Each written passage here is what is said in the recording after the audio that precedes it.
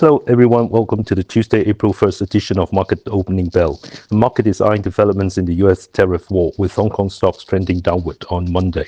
The Hang Seng Index opened 220 points lower, briefly narrowing its decline to 26 points at 23,400 before sliding again. In the afternoon, it fell as much as 424 points to a low of 23,003, closing the day down 307 points or 1.3% at 23,120. The X-share index dropped 89 points or 1% to 8,516, while the Hang Seng Tech Index fell 111 points or 2% to 5,394. Total market turnover for the day was 257.3 billion Hong Kong dollars.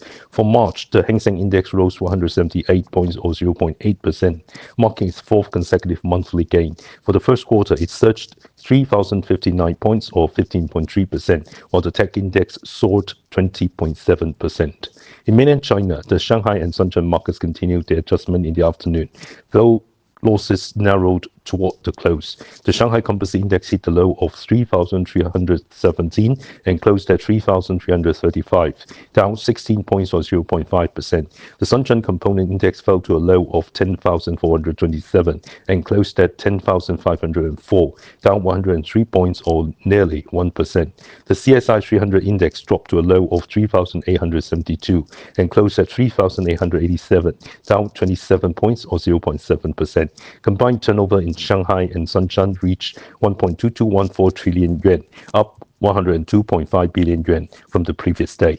The renminbi midpoint rate weakened to 7.1782 against the US dollar, down 30 pips from the prior trading day.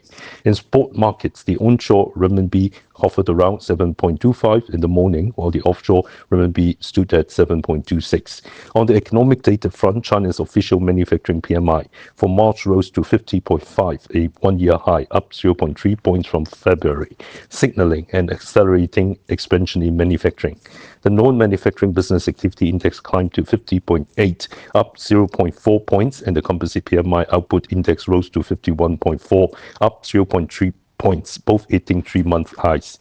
The National Bureau of Statistics noted that the impact of the lunar year has gradually faded, with business production and operations picking up pace. All PMI indicators rose month on month and remained in expansion territory, indicating sustained economic growth in the mainland. Market will now turn to the Caixin China PMI due later this week. Back to the Hong Kong market, Daxing Banking Group saw its share price plunge over 16% at one point, closing down 12.2% at 8.57 Hong Kong dollars. The group reported full-year results for 2024, with profit attributable to shareholders at 2.06 billion Hong Kong dollars, up 10.75% year-on-year. Earnings per share were 1.47 Hong Kong dollars, with a final dividend of 0.39 Hong Kong dollars. Operating income rose 17.2% to 6.935 billion Hong Kong dollars, but credit impairment losses surged 1.45 times to 1.79 billion Hong Kong dollars. Hang Seng Bank saw its total impaired loans rise from 24.7 billion Hong Kong dollars as of December 31st, 2023 to 51 billion Hong Kong dollars as of December 31st, 2024. This increase primarily reflects downgrades in ratings for certain impaired corporate loans and write-offs at some impaired loans. Hang Seng noted that the persistent high interest rate environment has continued to pressure cash flows for some of its Hong Kong commercial real estate clients. With some property clients requesting payment deferrals, the bank's non-performing loan ratio reached 6.12% by year-end 2024, up 0.8 percentage points from 5.32% in June 2024, and a significant rise from 2.83% in December 2023. Bank of East Asia recorded impairment losses of 5.593 billion Hong Kong dollars last year, with 1.2 billion Hong Kong dollars tied to Hong Kong property loans, a sharp increase from 38 million Hong Kong dollars in 2023 due to multiple property loans being downgraded, prompting corresponding provisions. By year-end, Hong Kong commercial real estate loans accounted for 11.5% of BEA's total loans, down 2.2 percentage points from 2023, amounting to 61.4 billion Hong Kong dollars. loans. The NPL ratio for these loans stood at 6%. Bank of China reported total loan impairment provisions of 14.96 billion Hong Kong dollars by year-end 2024, up 1.4% year-on-year. The ratio of total impairment provisions to customer loans edged up 0.02 percentage points to 0.89%, while the impaired loan ratio remained steady at 1.05%.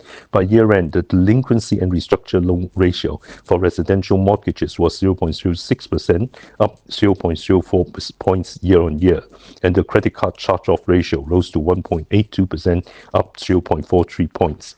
Technical analysis: as expected, the Hang Seng Index filled the upside gap from March 5th, a 14-point gap between 23,051 and 23,091, and tested support at 23,000.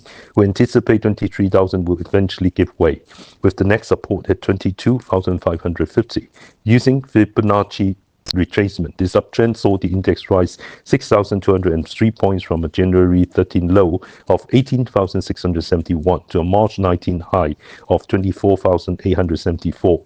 A 38.2% retracement would bring it to 22,504, while a 50% retracement would see around 21,770.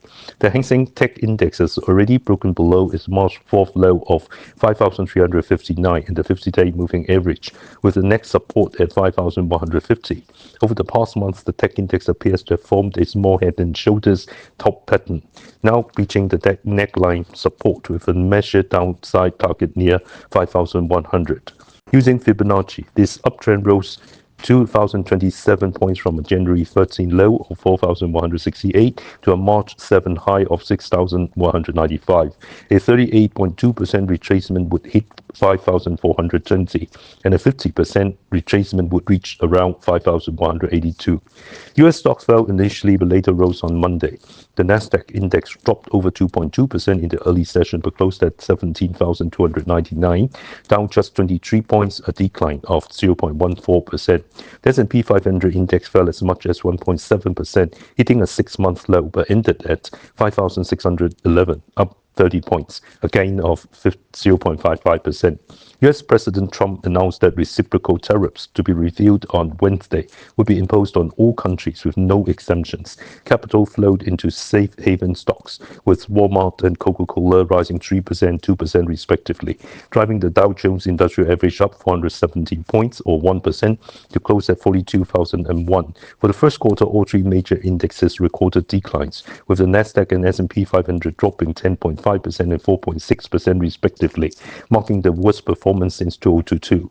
The Dow saw a cumulative drop of 1.3%. The Nasdaq Golden Dragon China Index, which reflects the performance of Chinese concept stocks, closed down 0.6%, with Alibaba falling 0.15%. The Hang Seng Index Night Futures closed at 23,237, up 75 points, trading 117 points above the Hang Seng Index daytime close. Tesla saw an early plunge of nearly 7%, but the decline narrowed to about 2% by the close. Analysts noted that the slower than expected rollout of the new Model Y and the potential launch time of its lower priced model might impact sales. Elon Musk stated that taking a government position has come at a significant personal cost, acknowledging that Tesla's stock price halving is a major issue, though he believes it will perform well in the long term and could currently be a buying opportunity. Apple initially fell but later rose 2%. France antitrust regulator fined the company 150 million euros, citing iOS data tracking practices that violated EU privacy regulations. The Ukraine peace process has stalled. Trump said he was very angry and pissed off at Russian President Putin, threatening secondary tariffs on companies buying Russian oil. Oil prices surged and gold prices hit a new record high. As for economic data, the US March MNI Chicago Purchasing Managers Index was reported at 47.6, exceeding expectations of 45. The Dallas Fed Manufacturing Outlook Business Activity Index came in at minus 16.3, below the expected minus 5. Our stock pick today is CARsgen Therapeutics, stock code 2171. CARsgen Therapeutics is a biopharmaceutical company focused on developing innovative CAR T cell therapies to address unmet clinical needs, including hematologic malignancies, solid tumors, and autoimmune diseases. The company has established end-to-end capabilities in CAR T-cell research and development, spanning target discovery, clinical research, product clinical development, and commercial scale production.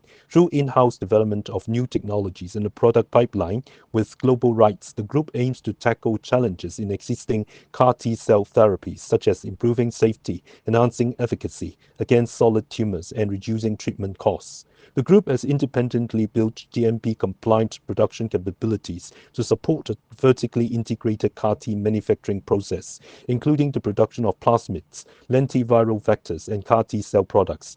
This vertical integration enhances efficiency, strengthens control, and improves product consistency, aiming to accelerate patient turnaround times. It also helps significantly reduce costs, increase profit margins, and achieve more favorable commercialization outcomes. With its commercial production facility in Jinshan, Shanghai, the group can independently produce lentiviral vectors and CAR T cells to support clinical trials and CAR T commercialization in China, while also manufacturing lentiviral vectors for clinical trials outside China.